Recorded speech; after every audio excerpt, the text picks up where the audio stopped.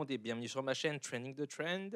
On est aujourd'hui mercredi 29 décembre 2021 et comme vous le voyez, on ouvre aujourd'hui le marché dans le rouge. Sans transition, passons maintenant sur la charte du Bitcoin. Vous avez ici la time frame 4 heures. Le niveau d'hier a cédé. Il a fait support et on peut voir que il y a eu pas tout à fait un backtest parfait, mais maintenant, en tout cas, cette zone-là fait office de résistance, qui est ce point bas-là précédemment effectué lors du 24 décembre. Pour le moment, en tout cas, les mèches en haut et en bas ont l'air d'être achetées pour les mèches en bas et les mèches en haut ont l'air d'être vendues pour maintenir ce prix dans ce vraiment short range que je vais matérialiser.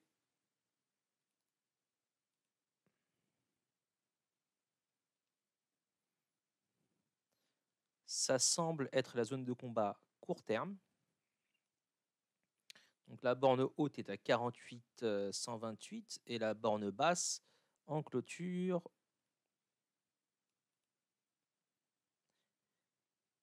est à 47,465 et ça correspond au point haut où on a eu du rejet dans ce canal baissier précédemment. Vous voyez là un premier rejet et un deuxième rejet.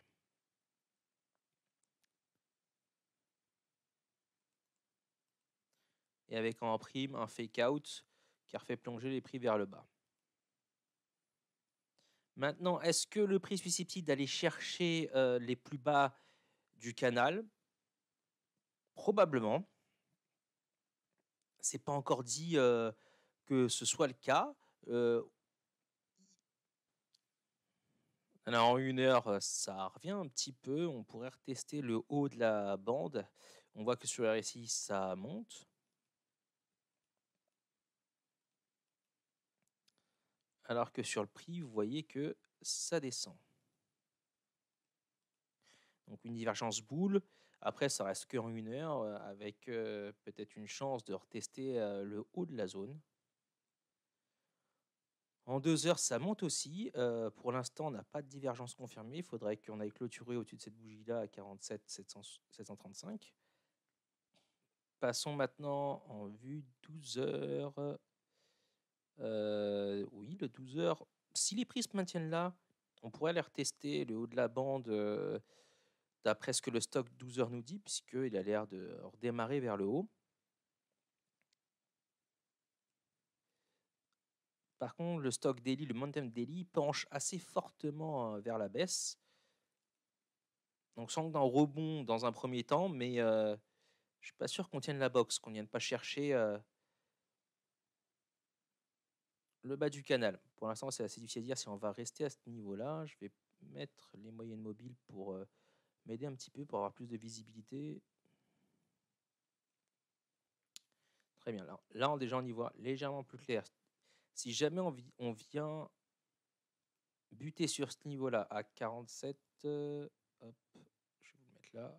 Si on va buter à ce niveau-là à 47 866 environ et qu'on n'arrive pas à clôturer une bougie daily au-dessus, je pense qu'on a de bonnes chances d'aller visiter rapidement le canal en bas. Alors, ça peut être qu'une mèche et pour un rebond, hein. C'est pas forcément une descente aux enfers immédiate. Il faudra voir ce qui se passe au moment de la descente. Là, vous voyez cette moyenne mobile là, c'est la moyenne mobile simple 200. Si on va clôturer au-dessus, ce serait un signe en tout cas de réintégrer la zone entre les deux bandes des 200, c'est-à-dire la 200, l'EMA 200 et la SMA, la simple, la moyenne mobile simple 200. Si on va voir du côté du CME, le CME, on a un niveau de support ici avec l'EMA 200 qui est à 47. Ça donnera le droit au Bitcoin d'aller retester au moins la zone du bas. Ça a l'air de rebondir sur ce canal-là. Après, je préfère quand même les niveaux horizontaux que les pentes ou les pentes descendantes ou montantes. C'est un peu moins fiable. Donc, toute clôture en dessous de 47 K sur le CME, sur le Chicago Mercantile Exchange, ça donnerait droit au Bitcoin d'aller tester le bas du canal avec une certaine probabilité. Alors, on va repasser sur le prix spot. Je je veux remettre ces moyennes mobiles là. Vous voyez qu'on n'a pas réussi à maintenir les prix au-dessus des courbes rouges et jaunes, empêchant le croisement. Du coup, hop, on est reparti vers le bas. Ça arrive quelquefois et c'est pas très bon signe. Comme là, hop, on vient, comme ici, on tente et puis hop, on va casser vers le bas. Et ça emmène les prix sur quand même un petit moment, sur une tendance baissière. Alors, ça peut se retourner, hein, c'est pas non plus une sentence de mort. Là, on a presque eu un croisement. Les courbes sont confondues et ça a envoyé les prix vers le bas aussi. Donc globalement, si on arrivait à réintégrer au-dessus des 50K et qu'on arrivait à s'y maintenir pendant un jour ou deux, on aurait des chances d'aller percer la résistance des 52 et d'aller voir plus haut.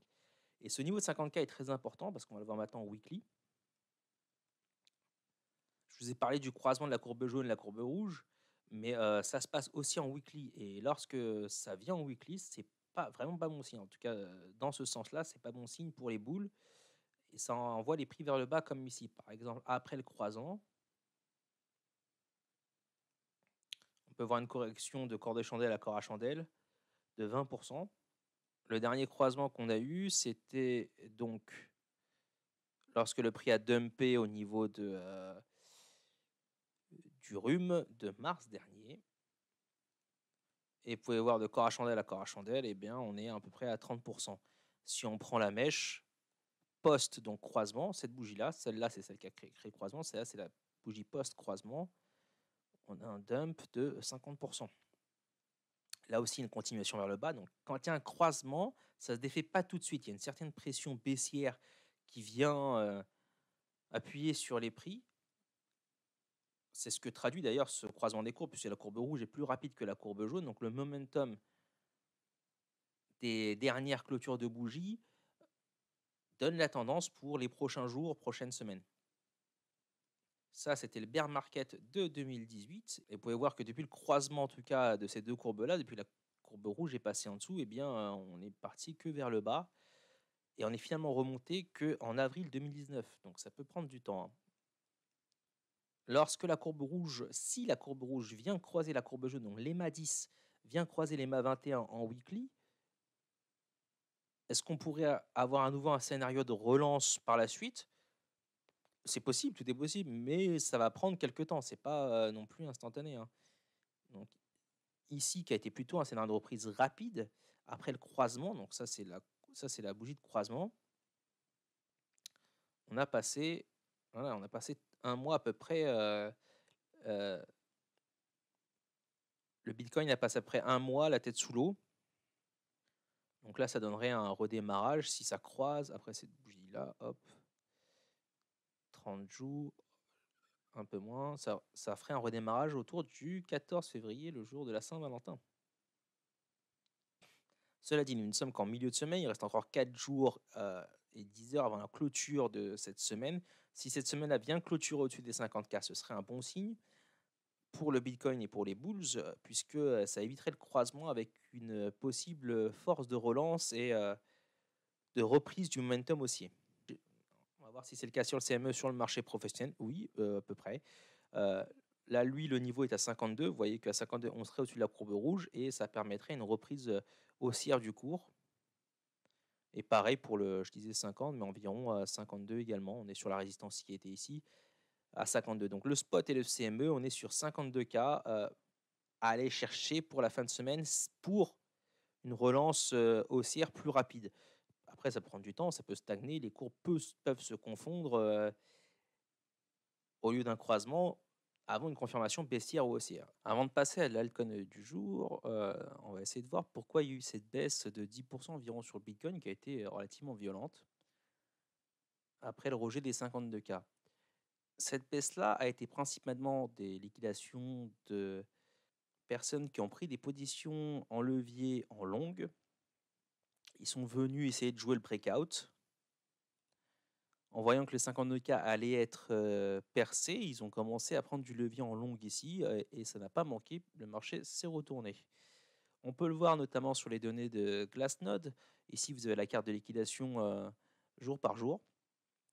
Alors la grosse bougie verte, c'est la liquidation du 4 décembre. Ça, c'est la liquidation d'hier. Et vous pouvez voir que c'est la deuxième plus grande liquidation depuis le 4 décembre.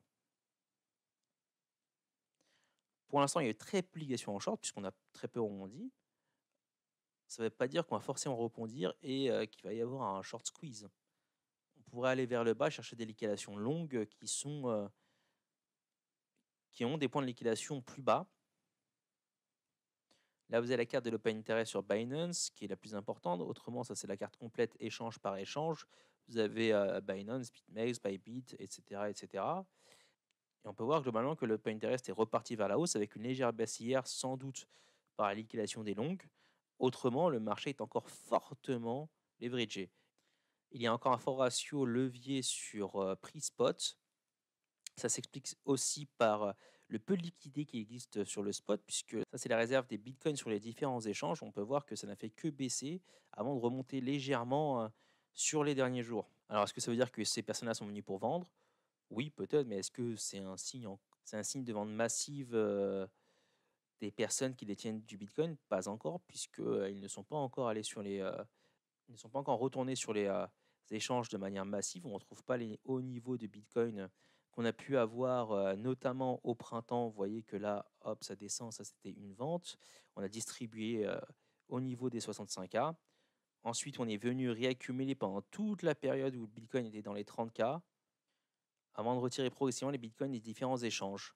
Là, on a eu un léger rebond. J'ai pu voir aussi rapidement que Huobi, HUOBI, l'échange chinois, a demandé à ses utilisateurs de transférer ces coins ou de clôturer leur position puisque ils ne pourront plus trader, ils ne pourront plus trader sur la plateforme en Chine.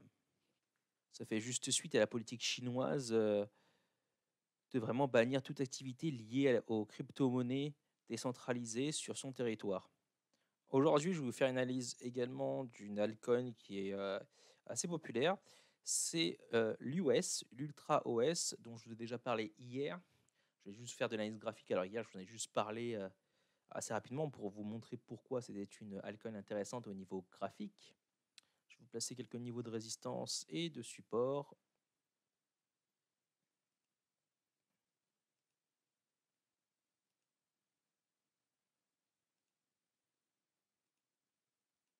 Pour le moment, nous sommes dans cette zone-là. Donc on range dans cette zone-là. On a fait un plus bas à 1,25 environ.